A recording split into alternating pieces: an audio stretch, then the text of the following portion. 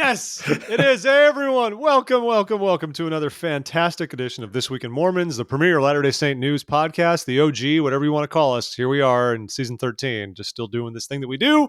I'm the founder of this show, Jeff Openshaw. And I'm Jared Gillens. I'm an occasional co-host.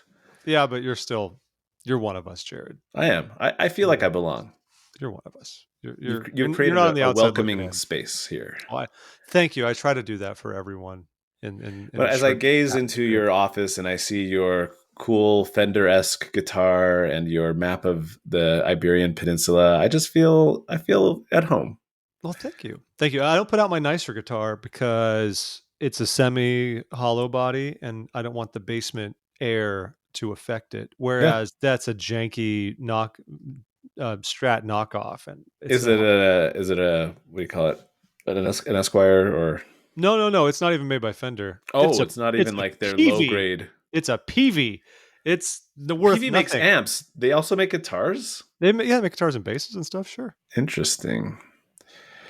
Yeah. So only people on YouTube watching right now. Actually, it's right over there. Yes. So it's the first guitar I ever had years and years ago. My dad got it for me with a little practice amp. It's not much, but over the years, I did stuff. I filed down the frets. I replaced the pickups with noiseless pickups.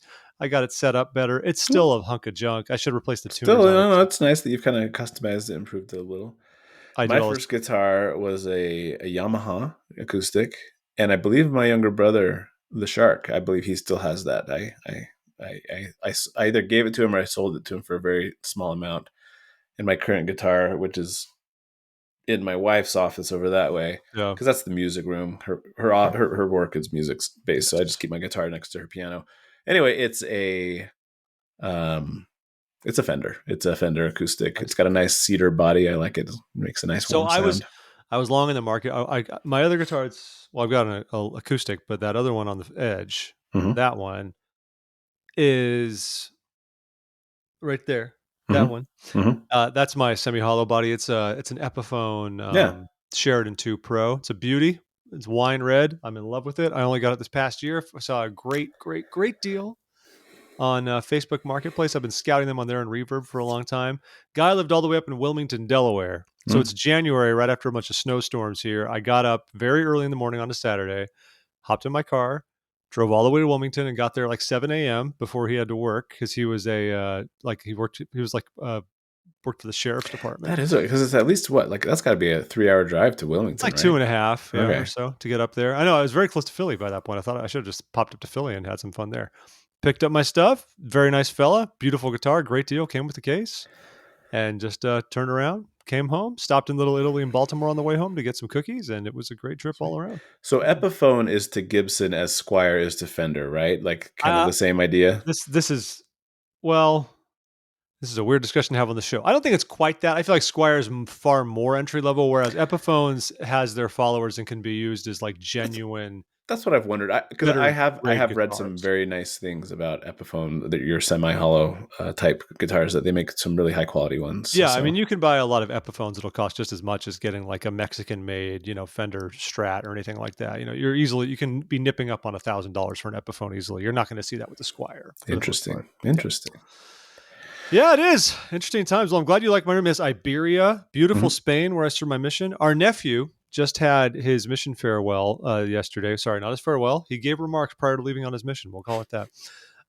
His Instagram post, and he's going to Portugal. That's the point of this. So he's going to Portugal, and his Instagram post, like probably his last one before can't use that stuff anymore before he got set apart, said something like, "I'm moving to Portugal.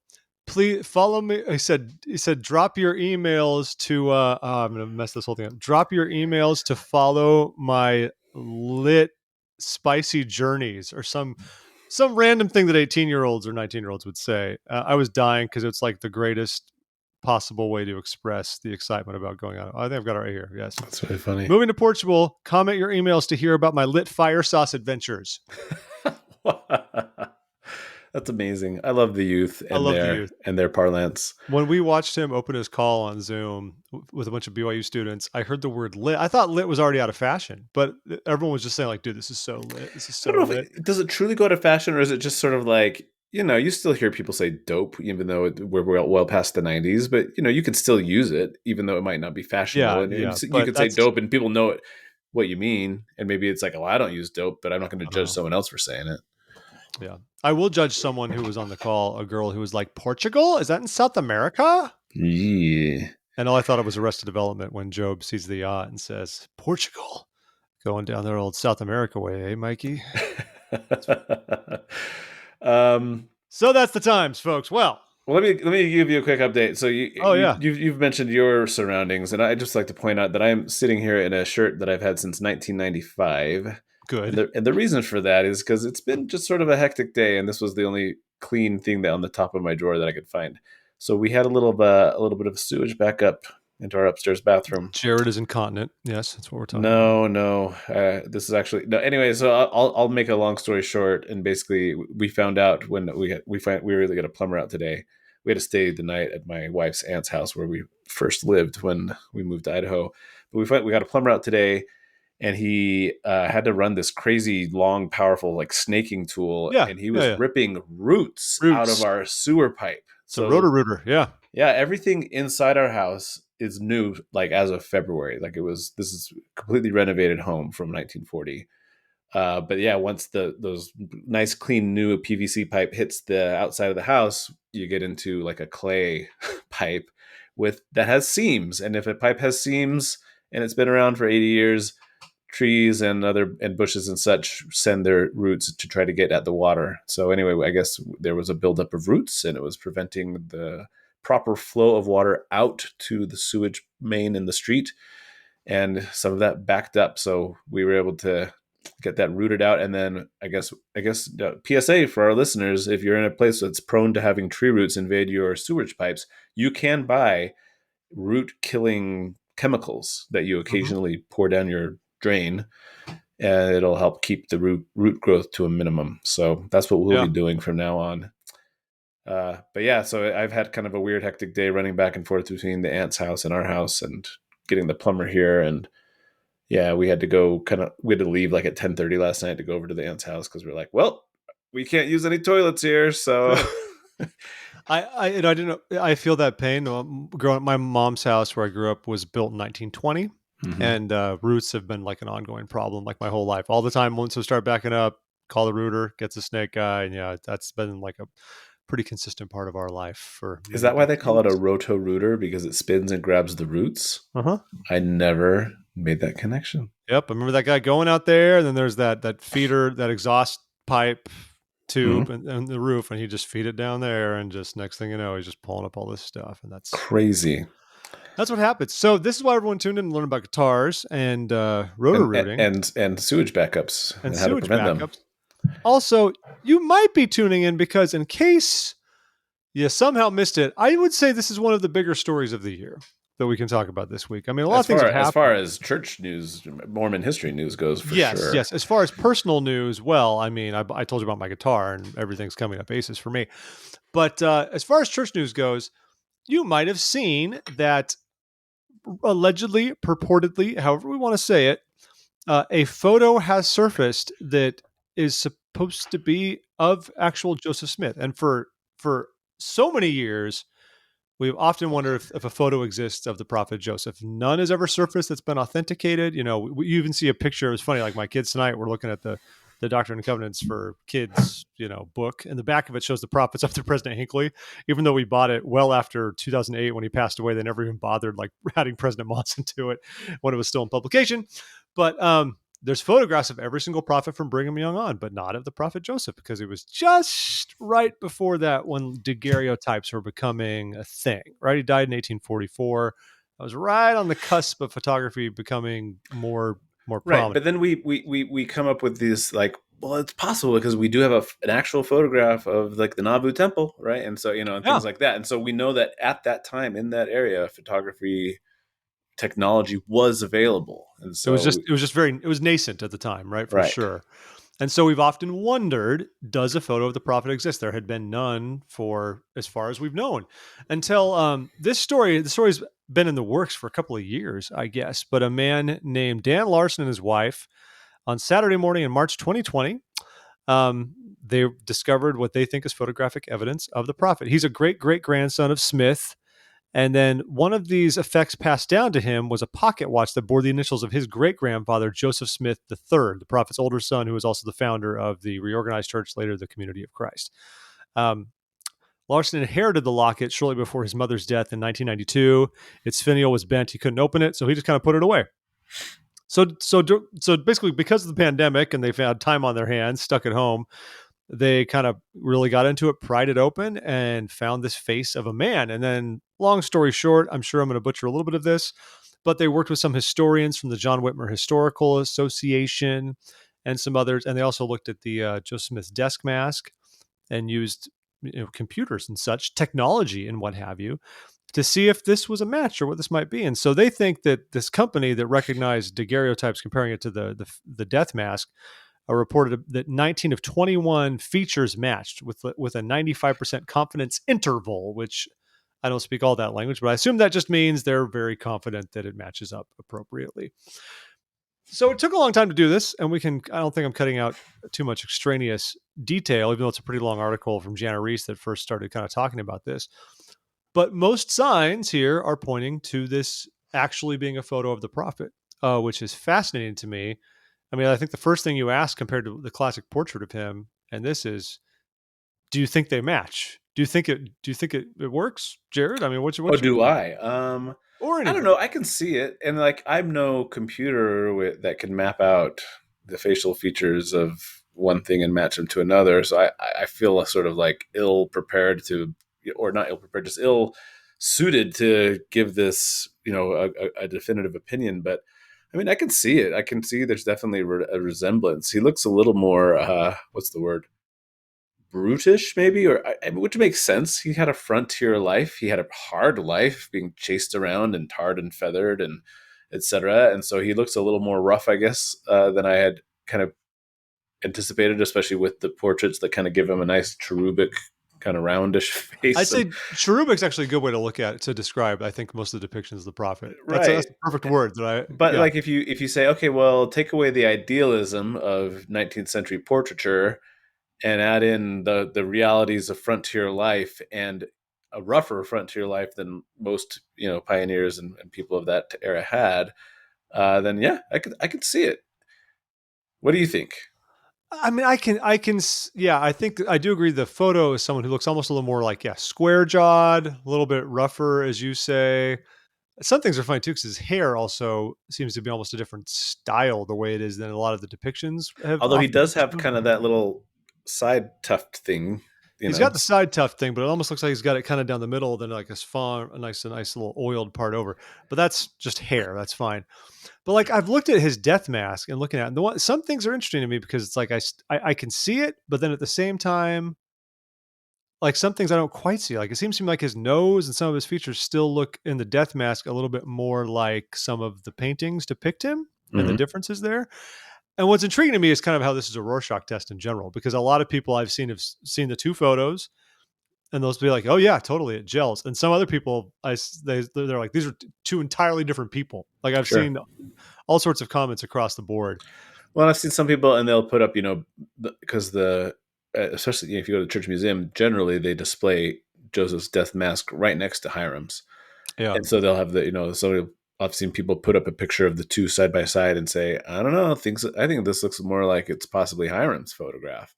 And it's so interesting to me because, again, like, this article is like, well, we had to run through this fancy super duper computer program and it found 41 points of similarity, blah, blah, blah, 95% accuracy. And other people are like, it looks more like Hiram to me. It's probably Hiram.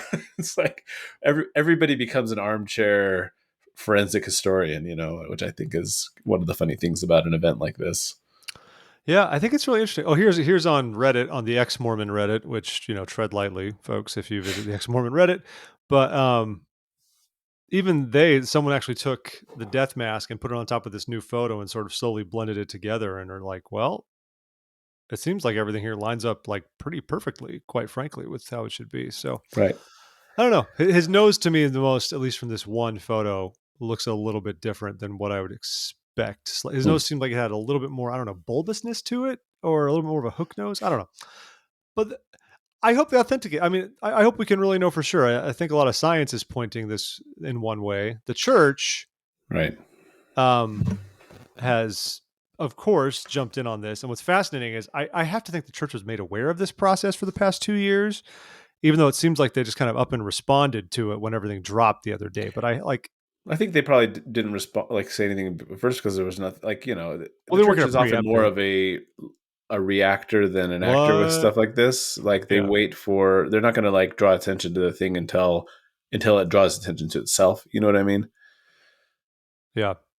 And I completely agree. So of course the church is mostly just saying this is interesting. We welcome new information about this, and we basically hope that people will continue to research it so we can find out for sure. The church by no means said, "Yep, that's him," and President Nelson has received Well, inspiration to confirm right. that is it. Right, but let's. I would contend that the church actually, you could argue that they actually put more into the doubt side of things than the, well, maybe it is. So when I saw this story on Twitter, I thought of our old guest from a year or two ago. What was it? Year and a half ago? Keith Anyway, Erickson. Keith Erickson. Yeah. He was the. I believe he's still the head of the Church History Library in Salt Lake City. Boy, if he's not, he He should be. published a book called Real versus Rumor, and Jeff and I read it, and we had him on the show, and we had a nice interview with him. Anyway, so I thought about him, and I kind of added him on Twitter, and I said, "Hey, what I want you to weigh in on this." And he responded with he had already written up some stuff on Twitter, and so first of all, he says, in today's case, pay close attention. Oh, he says, here's what I wrote about photos generally in Real versus Rumor. I'll read this real quick. It's a short paragraph. It says, in order to definitively identify an actual photograph of Joseph Smith, we would need an image that corroborates surviving physical descriptions, plus a well-documented story about how he sat for the photograph, historical context, and a really clear story about where the photograph has been hiding for more than 175 years. Provenance. Every claim of a photograph of Joseph Smith should be investigated very carefully. So, and so then in the comments then below his tweet where he quoted himself, he quotes the church statement and a segment of it anyway. And then I'll skip most of it, but down in the third tweet where he's quoting the church's response, it says, "We concur that the daguerreotype and locket were created of materials and methods appropriate to the 1840s. However, as nothing is definitively known about the locket's history before 1992, we cannot draw a conclusion about who is pictured in the daguerreotype." And then they end with what you mentioned: is we welcome the recent publication of the image, hope it will prompt the discovery of additional information, helpful to determining its authenticity. But what Keith Erickson is pointing out here is that there's a big, like 150-year hole in the history of this object that we just simply have nothing documented, at least as far as we know, about where this locket was from 1844, whenever the supposed sitting of the photograph was, to 1992. And that's a long time to have doubt about where this could have come from and who it could be. So I personally am weighing in on the doubt side, even though I do see very, to me, it's very clear that it could very well be the man that we see in his death mask and the official portraits that we have. I lean in on the doubt side of it because we just don't know, where did this locket come from. We have a nice story from the man who in whose possession it is, but we just don't. There's no documented evidence for what happened to this thing or where it came from before the early 90s. So that's my 2 cents for what they're worth. And I agree. The provenance is the whole thing, right? We just don't know exactly where it came from, and what's interesting is given the line as well. Like apparently came from Joseph Smith III. Okay, I think it could be another Smith as well, is the main thing I'm getting That's at here. true. Yeah. It could be in many other Smiths who were Yeah, I around mean, at the there's time several who were brothers that it could progeny. be of Joseph's. It could be one of his children. It could be a nephew. It could be, a cousin. There's a lot of Smiths that could bear a family resemblance. Yeah. And have a squarer jaw and a more bulbous nose. Yeah. Well, a less bulbous nose. So Whatever. I think the more bulbous nose is the picture. Yeah, I think he's got a bit more of a of a clearly defined nose in the picture. Looks like but more of a hunk, you know. And you like you were saying before we recorded, people were almost like disappointed. Like, you know, is it like what were you saying? Like, is Joe So some Smith people were supposed to be like, "Well, do you hotter? think this is like more attractive than the or, than of the the official portrait we have, or less so?" And I was just like, "Why are people debating on Twitter if this is hot or not for Oh, it for is a prophet?" absolutely more attractive. I believe the photo is more attractive. You could see him out on the farm splitting rails. I could see him out there playing that stick pull and stuff like that. The cherub, as you said, you know, less so. But this, oh yeah, this man's not to be trifled with. It's a frontier Also, man's man. here's one question for you. You can't tell in the photo for sure, but the man looks reasonably chiseled in his face. Sure. Joseph Smith, we know he put on a few pounds near the end of his life compared to the As people previous. do when they get to their 40s. People do. I mean, I So guess he was 39, but still. but still, all we can see is like that's one photo from one angle. You know, there's not a lot you can ascertain. But from that look, I don't see someone in the picture who looks particularly like there's a lot of like excess body fat going on, but it's Hey, extremely hard to tell people based put on one on, hey, jawline. people, there's different body types. Maybe he just had a little bit around the belly. Maybe his thighs got a little chunky. You just don't know how I people hope put it's on his weight. thighs. I hope it all goes to his thighs. Yeah. It's like, Who knows? every time I eat funeral potatoes, Emma. Straight to the thighs. Yeah. Good Mm. times. Well, we're going to keep an eye on this. Who knows what will happen? I mean, this story might exist, or this might be all we hear I about would it. love to be like, for my skepticism to be washed away by further documentation of where this thing has been and where it's come from. And like he says, well, also we have no well documented story about the historical context of him sitting for a photograph. And that's not terribly surprising because we know from other readings and such that he was he tried to keep a journal a few times. He was a bad personal record Yes, keeper. it was very bad. Most of our records of Joseph come from Wilford Woodruff, like being a really copious note taker in meetings and things like that. And so, or like stories, orally transmitted later on. And so it's not surprising that we don't have a journal entry from him saying, "Sat for a daguerreotype today. What an interesting technology this is." Sorry, I don't know. I put on the old timey FDR radio voice, but like, but yeah, so it's not surprising that there's not that, but still it makes you wonder, like, if the prophet had sat for a photograph, this brand new technology, wouldn't somebody have noted it? Wouldn't we have some sort of story, kind of accompanying the occasion? One would think. Yeah. So I don't know. Like, who knows? There's tons of undiscovered historical evidence out there just waiting for some archivist to stumble across. So we'll see. We'll see what comes up next. Isn't it curious that the most pivotal prophetic figure in the restoration, Joseph Smith, is the only one where we still have to kind of get an image of him in our heads based on what we think we know about him. Like I find it curious. I don't know if it sounds silly, but like I don't think your face should be any stronger just because you can see a photo of Brigham Young. But I almost think like the myth around Joseph Smith can be even bigger because we have to develop our interpretation of what he looked Sure. like because we don't have that, which is to me, it's just kind of intriguing when you think about that from a Sure. Like if you saw a photograph of George Washington and he kind of like hunched a little bit, like that would totally destroy like this heroic image we have of him from his official portraits in his military uniform. So it might kind of break some of the myth surrounding the great man. And so maybe it's better if we don't. But again, like you said, he's got that square jaw and he looks like a tough guy. So I don't know. I think it can only make you go, yeah, there's a frontier prophet. There we go. Anyway. Booyah! So as long as we're talking about church history, let's talk about what happened yesterday, Sunday, July 24th, biggest annual holiday in the state of Utah. It was Pioneer Day. And interestingly, I live in Idaho, as you know, in eastern Idaho, where there's a big LDS population. And I was expecting church to be all about Pioneer Day. And it really wasn't.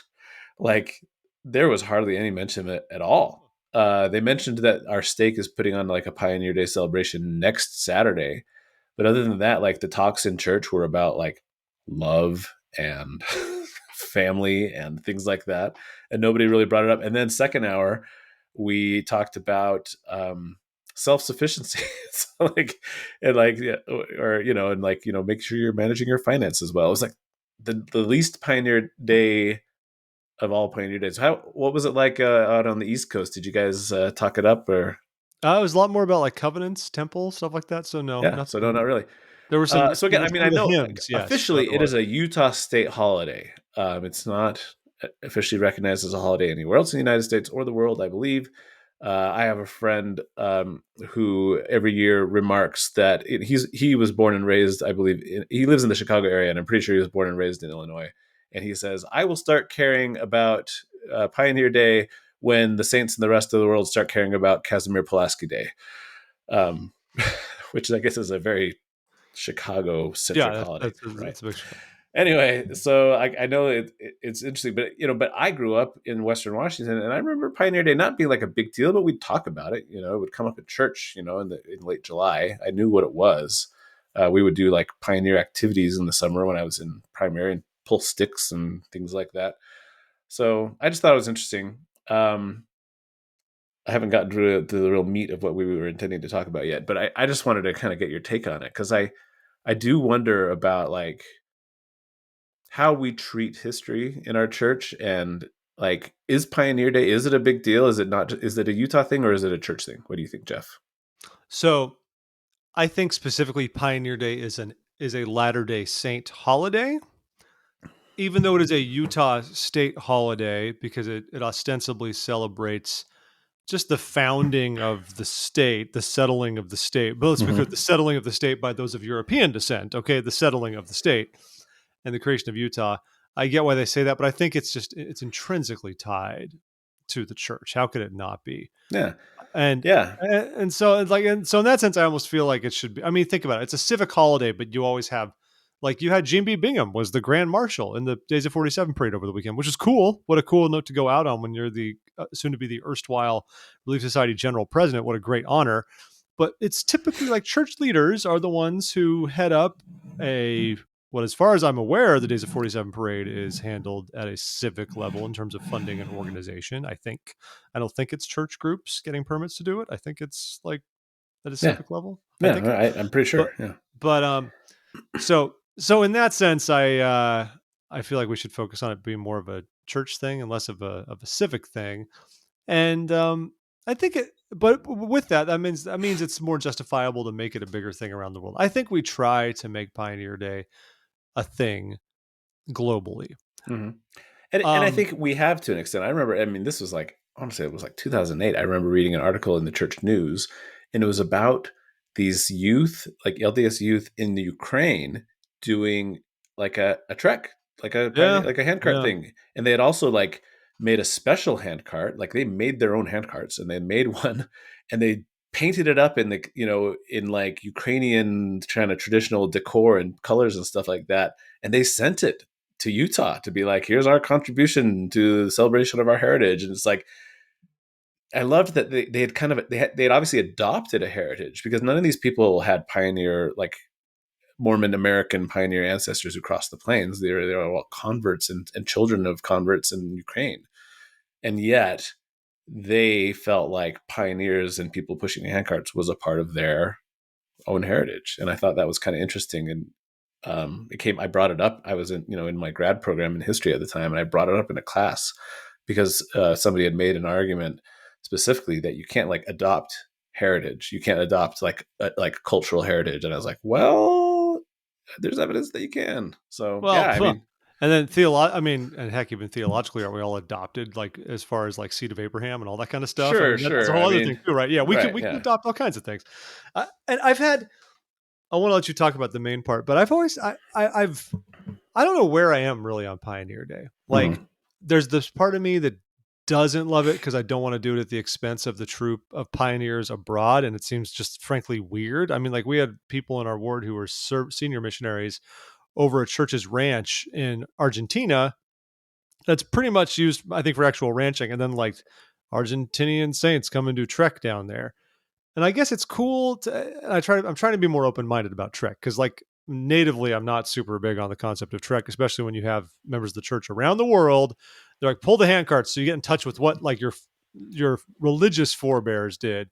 You I was mean like, what percentage of religious forebears? Because how many handcart people were there actually?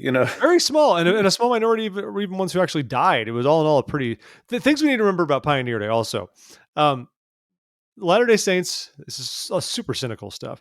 We weren't like trailblazers on the plains. We were following the Platte River. We were basically following the Oregon Trail for a very long time. We followed the Oregon Trail for the majority of the trek west.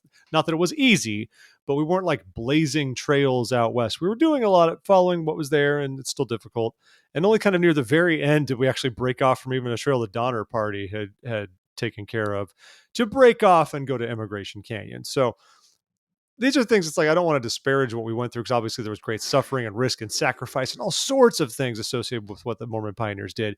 But I think sometimes we get this notion that like they left Nauvoo and crossed the Mississippi River and it was just like open North America and no one knew what on earth they were going to do or how they were going to get there, and it was Yeah. just bushwhacking and trailblazing the whole way. No. I mean, and that's the funny thing. If you actually do, I mean, and it's not like the church hides this stuff. It's not No, no, they don't. like it's very clear that Brigham Young sent scouts out. They found the Salt Lake Valley and reported back to him, and he was like, "Yeah, we'll go there. Make sure we go the right way." And Specifically, so when he gets there and says, "This is the right place," it's not because like like the heavens open. It's because he knew from the scouting reports, like, "Oh yeah, this is the right place. This is where we're supposed. This is our destination." So and don't forget they were also fleeing America, folks. I believe right. That was the I other thing read. I wanted to bring up before we delved into the links that you had sent me, because I just thought I saw the guy who conducted the music in our sacrament meeting. He was wearing an American flag tie, and I saw other like kind of displays of like kind of patriotic colors and things, and I was like, when did Pioneer Day become like a patriotic holiday? Because we know now from the Council of 50 Minutes that Joseph was very intent on just ditching the country because the Constitution had failed, and not only ditching the country, but coming up with a new constitution that would be better and serve, Yeah. as like as the protection of the people, and bring theology into the Yes. government of the saints. And part of the reason they also wanted to do this, specifically, there's quotes from other leaders who want to go to Mexico because Mexico had a weak government. Like they said this Right? on the record. Yeah. Mexico's government can enforce squat and we can do what we want there. Exactly. So So yeah, from Joseph Smith's time with Council of 50, they were planning on just ditching this whole U.S. thing. And then when Brigham Young takes over and they scout out and they find this Salt Lake Valley, one of the reasons they intended to go there was to get out of the United States. And yeah, yeah. like you said, and well, Can you they've got a imagine the weak disappointment? government there, so they'll leave us alone, and we'll be able to establish our own Yeah. theocracy and blah blah blah. And so I just think it's funny And that then a it's like, year later, it's the Mexican American War, and they're like, oh, geez. I guess we'll send our volunteers. I mean, but yeah, so I'm just like, when did it? And it was one thing that was really interesting. There was one guy in the ward, and he was wearing a tie that was unmistakably It was the Texas state flag adapted into a tie. Now, this guy, I know for sure, born and raised in Idaho Falls, in the neighborhood, where we live, and so I'm like, I know this guy's not Texan. Was this the closest thing he had to like an American flag tie? So he wore it for Probably. for for for um, Pioneer Day, but again, it just perplexes me because it's like, but why? Maybe he knows from the Council of 50 Minutes that they were considering going to Texas as one of their destinations. So maybe, or That maybe I'm was, and just that's a whole other fun thing to look into because they okay. wanted to actually, what did they want to convince Sam Houston to like turn over the Texas government to the Saints and let Something like them? that, or at least Yeah, to it's cede crazy. a giant portion of the land to them and kind of cooperate. Anyway, so all that is being said, it's not that much of a leap further to talk about what brought on this discussion, aside from it having been Pioneer Day yesterday.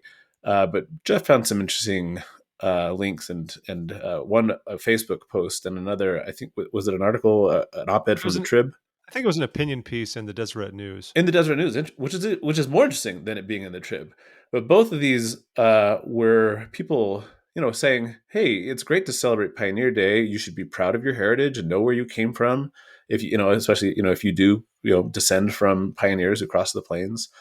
But it's important also to remember that these things didn't happen in a vacuum." And I'm paraphrasing here, obviously, but when you have a bunch of mostly white, mostly Western European, northern and Western European descended people enter a place that was previously or concurrently inhabited by a native population, something happens to one of those populations. And the fact that we continue to have predominantly white, predominantly North and Western European descended people inhabiting that place, that the Utah. In Utah, that tells you what happened. Like the native population was displaced, and displaced is like the most polite term for it, right? In some cases killed, in some cases enslaved, imprisoned. What not enslaved, not in Utah. I don't think there was a history of Native American enslavement in Utah at the time. But the point being is that one person's migration is another person's displacement in most cases. Another thing that's important to remember, and to bring enslavement back, is that some of the people who came, especially converts from the South, they did bring slaves with them. Utah was a slave territory until the federal government informed the territorial government otherwise. Abraham O. Smoot, like that's a famous controversy on the Brigham Young University campus. Like we talked about this story a little while ago, that there are people who want to rename that building because he was a slaveholder. And Smoot is like I know a lot of people who claim him as an ancestor. Like he's a very prominent person in LDS and Utah history, but he brought slaves with him. And so it's like, let's celebrate our heritage, and let's be proud of where we came from, and be proud to know where we came from, and like look for the things that we want to emulate from those ancestors. But let's not do it at the expense of forgetting what the cost is of those things happening. And it's not, and this isn't just history, it's a continual cost. Like someday there might be I hate thinking this, but someday there might be ancestors of Russian colonizers in the Ukraine, talking about the great stories of their Russian forebears that came to this land and fought so hard to find a place here. And it's like, yeah, but what happened to the Ukrainians, right? So I don't know. That's probably not the best analogy, but it's the best I could come up with off it's the cuff. close. It's close because we could digress a lot about the whole situation in Ukraine right now, because Russia is actively trying to wipe Ukrainian identity out of the lands it currently because occupy. According to Putin, there is no Ukrainian identity independent of Russian identity. Folks, indulge me for a minute. Just to be clear, the parts of Ukraine, about a fifth of the country, currently occupied by Russia. It's not like the military is just hanging out and people are going about their lives. They are deporting Ukrainians en masse to other parts of Russia. They have changed the currency. They are changing school curriculum. They are completely wiping out Ukrainian identity, and that is the goal. This is textbook. I mean, this is what you do when you try to colonize something. There's a reason why most Irish people don't speak Irish. It's because you take away their language, you take away their all the things, so that you can create a new identity among the people that you're conquesting. And it is textbook. Like I've been reading a book, everyone should read it, by the way, called Bloodlands, and it's about Europe, kind of between Hitler and Stalin, like everything going on in the interwar period leading up through World War II and all of that, and everything you're seeing that they did back then to try to like completely destroy the concept of Polish nationhood, for example. Right. But even also Ukrainian nationhood was a thing back then. So read the book, folks. It's a very good book. I enjoyed it quite a bit for my book club. Right. Yeah, I enjoy the stuff you posted here, this article, because what's cool, we can go back and forth about Pioneer Day, and yes, who was displaced, who was not. How weird is it that we have a civic thing where we have like floats about like the Taylorsville Temple or part of the Days of 47 parade? Okay, whatever. But I do love a couple things. I love that the church news this go around did publish a number of different stories about pioneers in other countries around the world and what it meant to start up the church in those places and be a part of that. I think that was terrific. I hope they will do more of that, because we need these kinds of stories also to get perspective on what it's like for saints all around the world. And I'm not going to read through all of them now. Some were big feature pieces on one particular person or a couple of people in one country, or some are like this one I found that just kind of checks off in alphabetical order every European country and has a couple of paragraphs about each and what the history is of the saints there and the people who kind of helped the church get somewhere in these countries, right? And the church in Europe has a very different history, because so many saints converted back in the early days, but then they came to North America to help strengthen the church where it was at the time, right? And so as a result, Europe today is not heavily Latter-day Saint. It might have been, but then the church itself might not have survived. So who knows? But those are cool to read about. And I'm also loving, though, these new statues that went up right over at this is the Place Heritage Park over there in the Emigration Canyon. This is a big deal. I mean, they added 3 statues celebrating Black pioneers. This is a Black Pioneer Monument, and you have I'm going to get them all wrong, but you've got J. Manning James, of course, Greenflake, who was a slave and came over, and then the brothers Hark Wales and Oscar Smith, who were part of the vanguard who entered Emigration Cane in the first place, the first group who came in 1847. And they've got some beautiful large statues of all of them, as well as some monoliths, I'm going to call it. What do we call it? Just that they have writing about them behind them on giant slabs. I'm going to call them monoliths, so it sounds creepy and mysterious. So it invokes images of 2001. Yeah, something like that. This is great, and they dedicated this over the weekend in celebration of Pioneer Day. Had a lot of dignitaries and people who have been involved in telling these stories, like the director of Jane and Emma, of the Jane and Emma film, as well as Mally Bonner, who did His Name is Greenflake. These are stories that need to be told, and I'm thrilled the church, however late, before who cares, like that they've put these statues up there and they're now part of the heritage park that we have that celebrates this entire entry into the valley. Awesome that they did this. Very happy about that. Yeah, I think it's great. I hope that this is a trend that continues, that we keep on seeing more of this acknowledgement of diversity, even though, I mean, again, as we've said, like the majority of these people were white, North and Western European descended people, but that doesn't mean there weren't diverse converts and people, who joined in this movement. Black people, Native American people, for sure. Like there definitely was some, there was this peppering in of other cultures and other peoples, and I love recognizing that as part of our history and making sure that it's. I think part of this too is by embracing, even though it's a minority of converts, but embracing it and emphasizing it. I think it's an effort to make the church continue to be a more and more welcoming place for diverse peoples in the present, So anyway, I like it. I think it's good. It is cool. Another story folks, you should read if you get a chance. Elias Living ran another one of these stories. A firsthand account by Kendra Bybee, she's a pioneer because she was the first Black sister missionary called to serve a mission in our day. That's really interesting. My wife's family counts many Bybees among their their ancestors, and so I wonder if there's any kind of connection to my wife's family's Bybee name and this sister. So the funny thing is, there's a photo of her. She went up serving in Brazil, and she's standing right next to a certain elder Ulysses Soares, who served his mission at the same time, and awesome. Sister Soares. So I think, did the Soareses, was that a mission romance? Did they come out of that? Is that where it? I don't know, but if so, I have no judgment. No, there's no judgment. These things happen. I've got friends who got married post-mission. I know they weren't doing anything stupid during the mission. That's fine. You meet somebody cool and you follow up. Good for you. Yeah. Good for you. One last thing real quick. Well, I think it's one last thing, at least that I wanted to throw in here while we were on a church history topic, was you found this great LDS Living article of 12 things you didn't know about the Work and the Glory, because the Work and the Glory is still relevant, I guess. It's a huge part of the zeitgeist, Jared, but yeah. Stop talking about it. So I want to really quickly just wax personal, as I have and always do. So I remember when I started reading these books, I think I read 4 of them, and I just didn't continue. But I started, I think, in like 9th grade. So this is like 1994-ish, maybe 95. And I remember doing like a book report in class where I actually acted and portrayed the prophet Joseph Smith myself and gave the book report in persona as Joseph. I'm pretty sure everybody loved it and remembers it to this day. It was probably the best book report ever given at Rose Hill Junior High. And they all joined the church in Redmond, Washington. As a result. Yeah. Mm-hmm.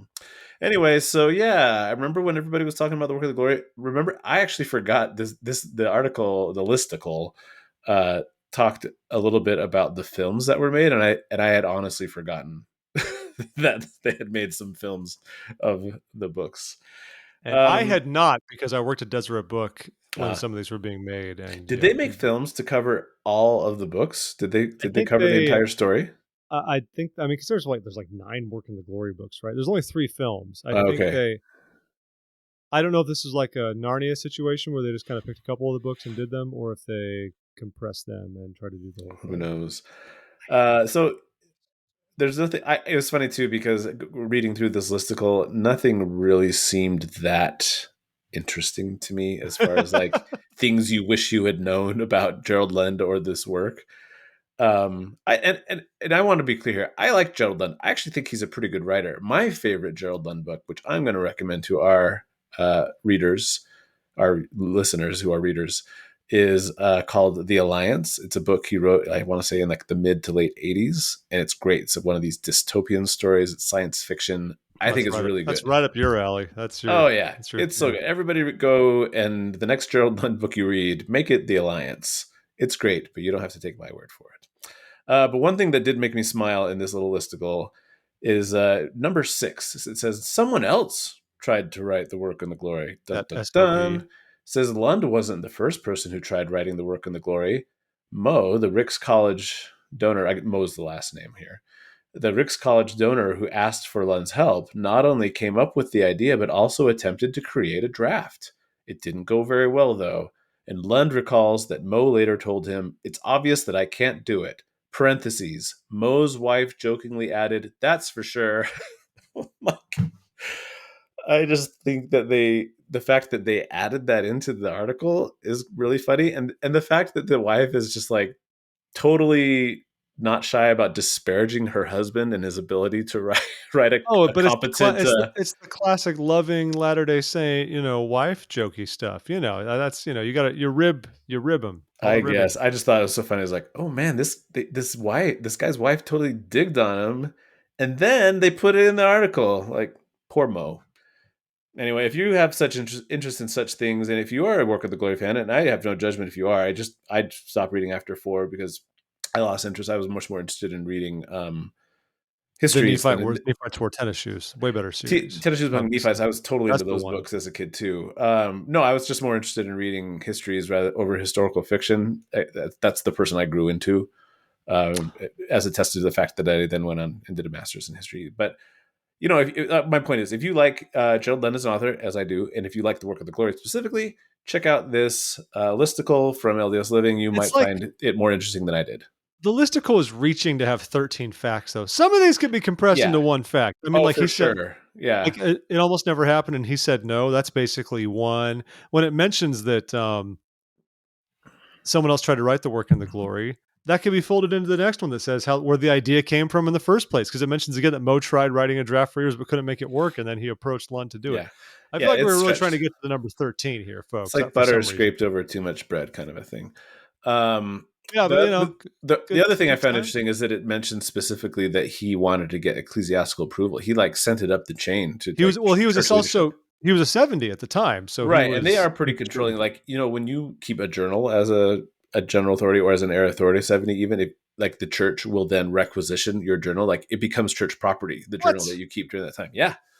And so they're they keep a tight lid on what you do when you're acting as a general or area authority. So it makes sense that he asked for ecclesiastical permission, but it basically said like the church, the leaders basically said it was okay as long as his content didn't raise any red flags, and it's like, and it didn't. So I saw that part too. Don't worry. I mean, it's definitely.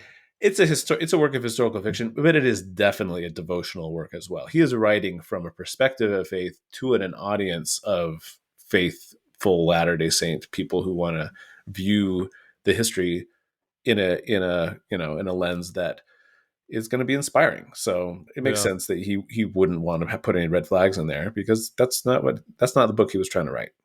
I remember when the movies came out, the first one was PG, but the second one was PG-13. What? Is it because they had like some violence? Was there? It was just some pioneer violence, Hans Mill type stuff. Yeah, but I remember like some people were like, "Oh my goodness, I don't know if I can have my children watch this now. Oh no, what will I do?" This is at least not until they're 13. You got to go with what the MPAA says. Bear in mind, this was kind of right when the PG-13 LDS film was like that. That was a risky move at that period in history. Like we were just going to kind of get near Saints and Soldiers, but we weren't in a place where movies like Freetown or the Saratov Approach, things like that could happen. It was kind of a big deal. We thought we were really going, oh boy. But also, fun fact, Saints and Soldiers originally given an R rating. They had to cut it down. Yeah. I mean, there was some pretty heavy stuff in that film. Like there was some, deep content that, it was supposed to make you uncomfortable. So I could kind of see that.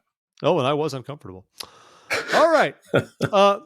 So our good old friend Sam Brunson there, This is something he's talked about for years, but here we go again.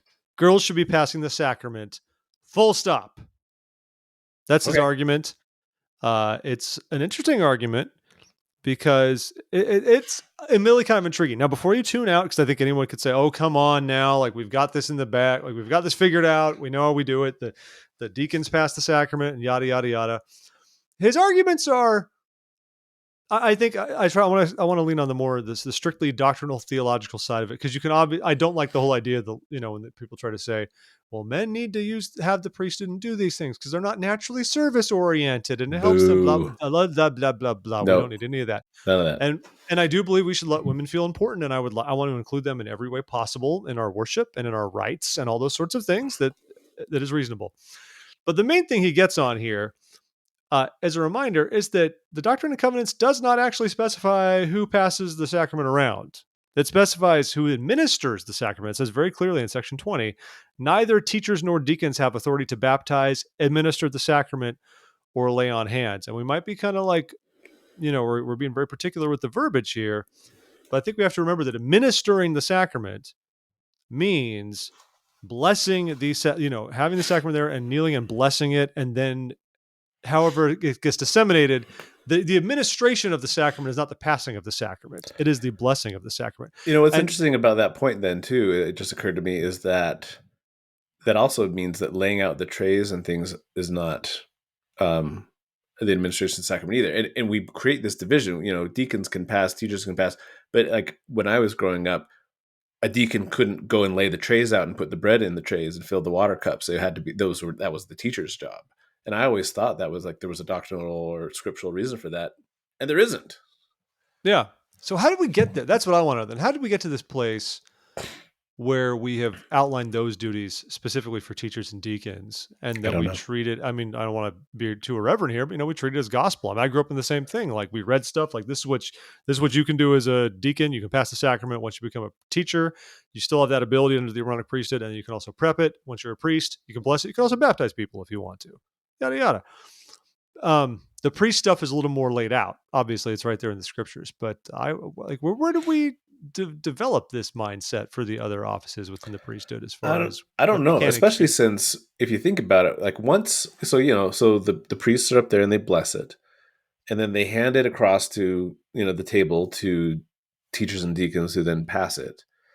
But then a teacher or deacon will walk in a standard LDS chapel, they will walk to the edge of a row of seats, a pew or whatever, and then hand it and let the rest of whoever's sitting there pass it on down the line. So it's not just deacons passing the sacrament, it's moms and daughters and sisters, and it's little kids, who are under baptism age or under priesthood age. It's like every one of those people is technically passing the sacrament. And so, I mean, if there really was a strict requirement that it had to be a priesthood holder, that it had to be a deacon, teacher, priest, etc., then we would leave every other row blank, empty, so that they could hold on to the tray as they walked down the line.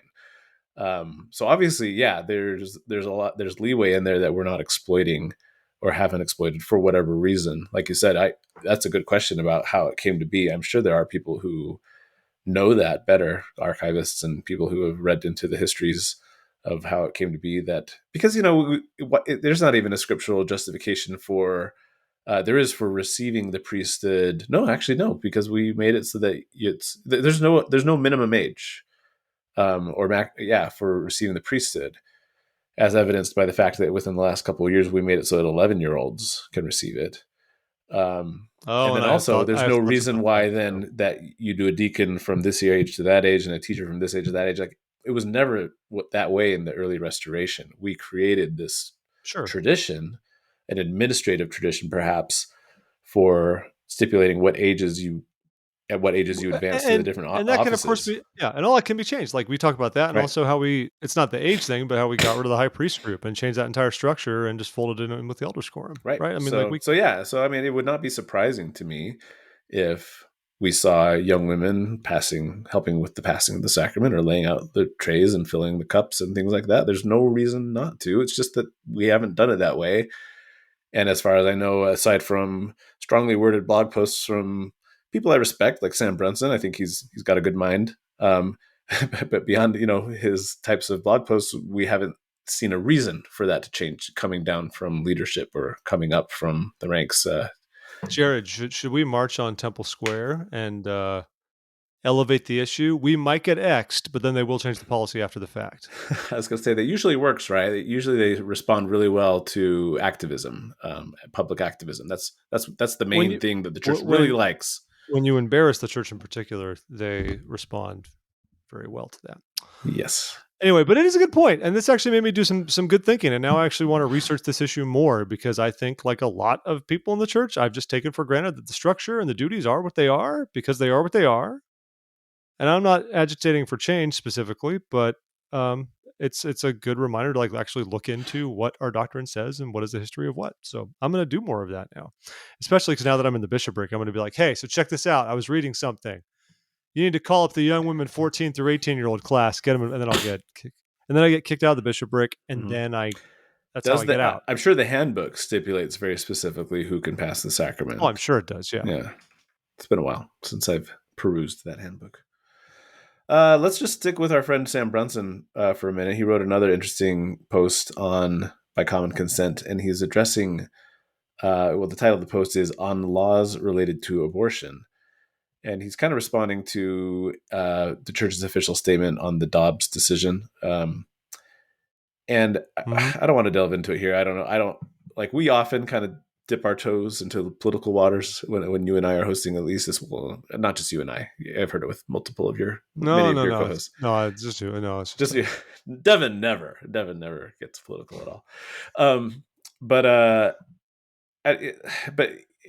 anyway, the point is he's responding a bit to kind of what the church said, and then also just responding to the general idea of, especially because since Utah's laws, I've seen a lot of kind of Dobbs apologists defending Utah's abortion control laws, saying it's just basically encoding what's in the church handbook into state law.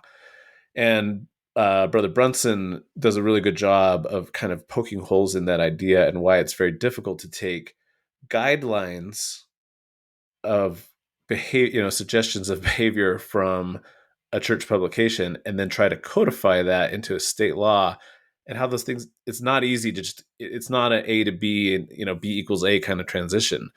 You hit speed bumps. And one of the big ones that I saw, and I think this might've been more in the comments section than in the actual article itself. But for example, so the Utah law requires, it acknowledges that it may be justifiable to have an abortion if the pregnancy is the result of rape. But then the law in Utah requires proof, that you have to have filed a police report to, so that the rape is on record. And that just introduces all sorts of problems because of the nature of rape and because of the nature of familial rape and things like that. But then so not only is it a really sticky situation legally, but also then if you try to reverse and go back to the source, the quote unquote source of this all, does the church policy require a police report? Does the church policy require some sort of proof of rape? It doesn't have anything like that. And so I think that's the sort of the main gist that I got out of this post was the idea that, yeah, I mean, it's good for you to have your standards. And if you derive those standards from guidelines from the church, that's your prerogative to do so. But when you take church manual guidelines and try to enforce them and encode them as law that applies to a large population, a significant portion of which is not members of your church, we start hitting problems. And then we also start ignoring nuances that the law has to be able to acknowledge. And so I don't know, it was a very interesting post. And I think it's even if you disagree with Sam Brunson on this, and a lot of our listeners may, it's still good food for thought. I think it's a good way to consider something a little outside of what you had considered before. Yeah.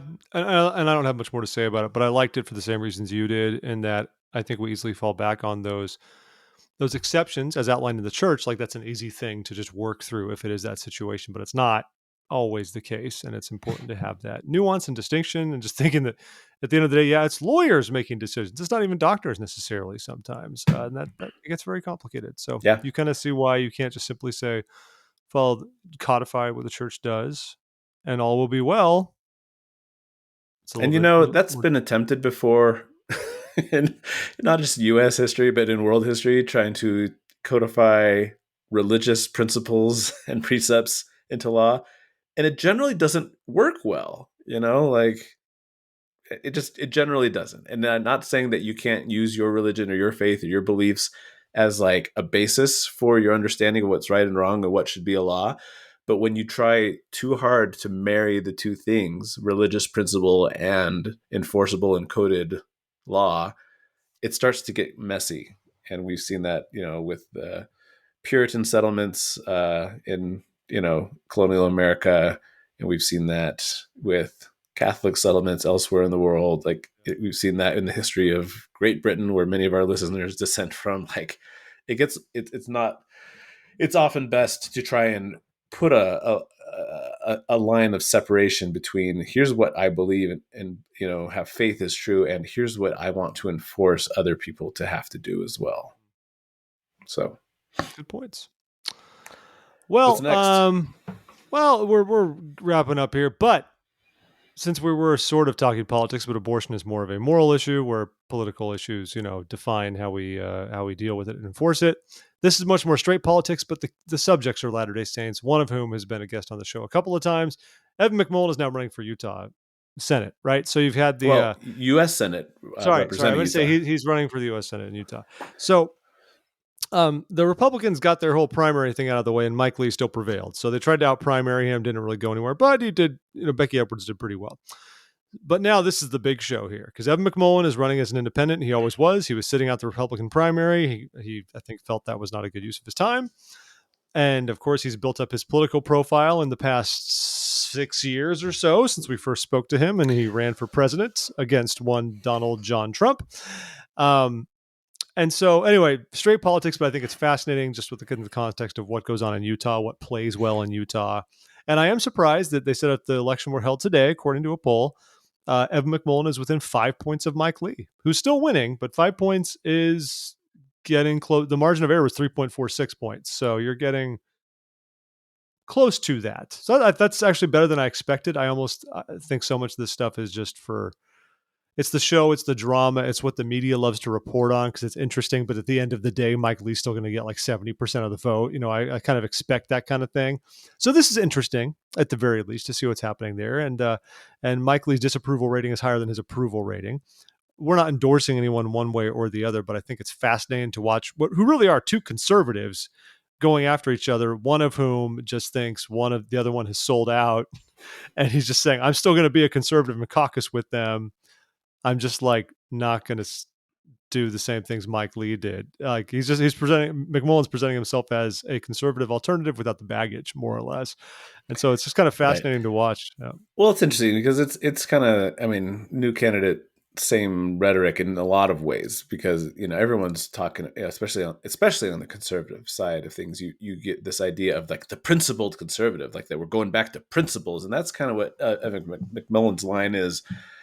It's just that the principles he's advocating for are, I think, a little different from what Mike Lee would say his principles are. Like, I think they do, from what I have been able to see, I think they do have different ideas of what being conservative means. I think that's probably true. Yeah. But the whole idea of like, I'm the principled conservative, that is not a new take when you're running not for a seat in Utah, Arizona, Idaho, Indiana, Texas, etc.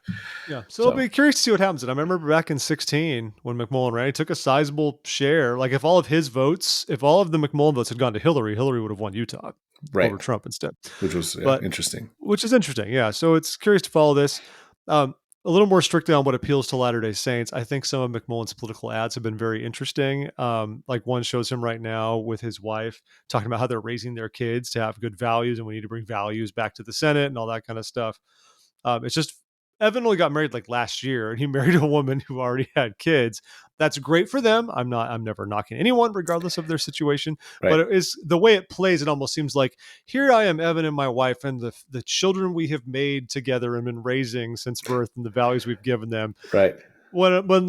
If you don't know of McMullin, you would assume that, and that would play well in Utah, the whole family values thing and the family Right. dynamic. But and that's not saying he's not a great I mean, stepdad. if I'm you want to sure get he's really technical, I mean, if he's been in that marriage for a year, he has been helping raise children. and I'm sure So, he's doing fine. And Evan, right. we know you listen all the time, But it buddy. does feel a little misleading. There's like, well, yes, you are helping raise these children as of the last, 1/10 of their lives, or whatever, however old the like kids that. are.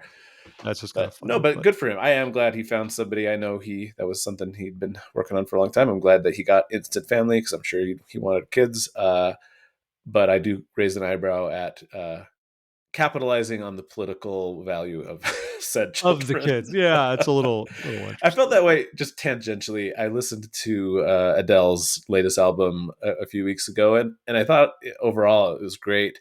But there are a couple of times where there are recordings of her son. I think he's like 10, like or younger. Yeah, younger. Anyway, but she's talking, having these little conversations about her divorce and stuff with her child, and clips of it made it onto the album, That's and I just was like, randomly interspersed. it feels a little exploitative there, Adele. Maybe leave your child out of it, out of your. Also, it's a bold move when you try to make the impressive concept album and you interweave like spoken word segments that are supposed to mean something. That's risky Yeah, it is because risky. I think I think Brandon Flowers, another Latter-day Saint, did it pretty well though on Pressure Machine. If you heard Sure. that Killers record, which has Sure. I'm just actual. saying, like, let's let kids be kids and maybe not work them into your divorce album or your political campaign. But Yeah, that's just me. if I used my kids for politics, people would think I'm not succeeding as a parent, and so I would be I think less likely to. most parents would say that. I feel like, what is wrong with your children? Let's rapid fire the rest of this. So Yeah, we don't even have to touch on all of them, but I yeah, just go want to ahead. say Ashley Hatch. I think this is nice. It's cool. She was a prominent soccer playing athlete at BYU, and she now plays for the U.S. women's team. She recently received an ESPY award from ESPN. I don't follow soccer. I don't follow the ESPYS, but I respect that we have a success. I know that it's nearly impossible to make it as a professional athlete, and we have this great LDS example of a professional athlete making it and getting awards. And I say, good on you, Ashley Hatch. Good job. And yeah, and you should know. I mean, getting awards run by temporal worldly institutions is what matters in this life. I mean, Yeah, that's true. I'm for it. Another quick one here. Over in Angola, they've broken ground on the first chapel, and as they describe the Central African country of Angola, I guess I'll give Angola Central African, but I think of it more as Southern African. But okay, whatever, fine. It's just right above Namibia. Do they speak? Is that one of the Portuguese speaking? It's one of the few Portuguese ones. Yeah, very. So there is a stake in Angola centered around the capital city of Luanda, but it's the first time they're going to have their first, actual dedicated building in the entire country, which is cool. Good for them. Angola has a difficult history, lengthy civil war. I believe they still have like a sickle and a machine gun on their flag as part of their flag. I If believe that's true. Yeah. memory serves. But today, Angola has over 4,100 members in the country, and it's changing rapidly, largely Portuguese speaking. Fun fact: the capital city, Luanda, is the largest Portuguese speaking capital city in the world. Interesting. It's got Bigger. more people than Brasilia in Brazil, for example. I doubt it has more people than Sao Paulo, the old Oh capital, yeah, Sao Paulo's pretty highly populated, but but that's still pretty impressive. And Angola's got a lot of its money coming in from petroleum reserves right now. Luanda is one of the most expensive cities in the world for expats. And I always appreciate that. I don't know, just like the contrast that draws, because you assume, like, yeah, if I had to go work and I was living in a country in Southern Africa, it's going to be fine. But in all reality, it's going to be extremely expensive for you to live there for a that's number just of reasons as an expat. So, that's really interesting. but pretty cool for the Saints there. And they're supposed to have it completed by about a year from now, next summer. And then continuing with rapid fire news out of Africa, in South Africa, there is a youth center, and this is interesting because that was our story was about Stake Center, but now this is a more of a municipal, I think, type building. It's called the Zansi Youth in Business Center in Pietermaritzburg in That's South Africa. definitely the native Zulu-based languages. Yeah. Well, in South Africa's province of KwaZulu Natal. So that sounds a Okay, little so more. that part's legit. The other part sounds a little bit more like Anyway, the Afrikaans. point is there is this great youth center that's supposed to be helping educate youth and help them kind of get a leg up and elevate themselves through learning more about business and developing themselves professionally. And it was severely damaged in a hailstorm, and the church stepped in and has helped to repair the roof of that youth center, garnering goodwill in the community. But I think also just showing that, say what you will about I'm sure some of our listeners were about some of the things that the church does, and a lot of people question motives and stuff, but I love seeing that the church is like always 100% for service and helping, especially in places that are focusing on development and raising people out of Yeah. poverty and changing the course of people's lives in that way. And so I think that's great that the church is stepping in and saying like, hey, this is a place that helps people. We want to help people. You damaged your roof, we're going to help you out. Amen. That's good stuff. Do we want to talk about President Nelson and labels, or is that a whole big subject that we can't even get into right It is a now? whole big subject. But let's, usually when I'm on the show, we go an hour and 20 or so. It's an hour and 10. So let's just wrap it. Let's set a record with Jared. Well, Unless you want to talk about President Nelson label. It's a very okay. short. By wrap it, you mean end it, not like let's wrap, like ribbity rap-tastic. It's Oh my rappity rap. gosh. You're up. Did Was you it? just say ribbity raptastic? Yeah, everything's all Okay. rippity rap-tastic. It's like what rap was like in the late 80s and early Uh-huh. 90s when rap was like, yo, what's up, man? We're rapping, rapping, rapping. Everything's rippity rap-tastic. Because nowadays rap is like, I will kill you. It's totally, it got very different. What? Yeah, That's an lots of ugly generalizations here stereotype. from That there. is an Oh yeah, ugly stereotype. I'm actually only paraphrasing a Mike Birbiglia comedy bit I see. from Okay, I'll allow it. 2006. I'll allow Mike Birbiglia. It's a very good one. The way he satirizes the Iraq War, brilliant, brilliantly done. I'll probably edit this out. Um, so, all right, well, we'll call it there. But President Nelson had a post on July 20th. Go read it. Good reminder about labels, and I think that'll cover it there. Jared, anything to promote? Where's your Star Trek podcast, man? Oh, What happened to the I podcast? hope it's not dead. It's mostly on me. I've really dropped the ball on this, and if my brother's listening, I'm so sorry, Shark. I really want to do my part to revive it. So stay tuned for future episodes of the Jean-Luc Picardcast. Maybe, I hope. In the meantime, while I have been quite disappointed with the Picard show, I highly recommend everybody go watch Strange New Worlds, the newest Star Trek series. It is the Star Trek series I've been wanting for the last 20 years. So go Wow, watch. that's an endorsement. Yeah, Okay, it's really good. we'll go watch that. And folks, listen to us wherever you get your podcast. We'll do. Hey, leave us reviews. We haven't asked for some in a while. So if you get this on Apple Podcasts, drop us a review, or on Spotify, leave us a review. We'd appreciate it. Also, I think you have a Patreon. Is that correct, Jeff? Yeah, it is a thing. It is a thing. You can help financially support the show at patreon.com/thisweekinmormons, which really we're asking you for like $3 a month.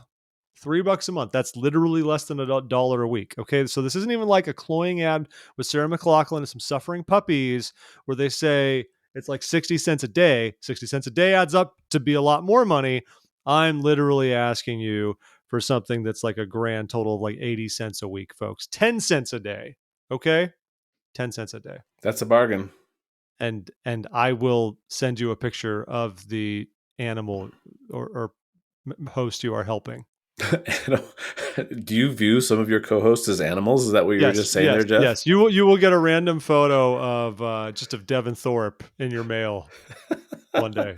or the animal you most associate with each host. Like it's like you send a picture of a narwhal, and it's like, this is my co-host Jared.